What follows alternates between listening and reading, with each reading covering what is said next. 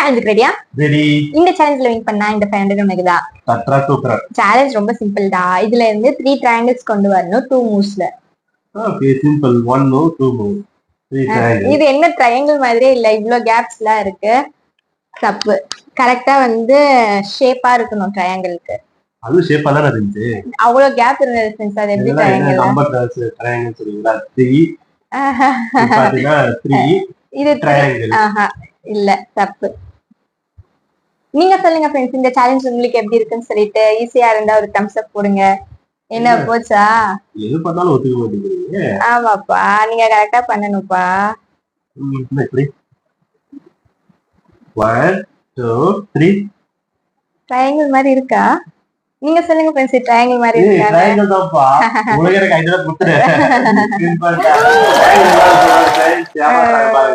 இது ட்ரையாங்கிள் தான். 1 2 3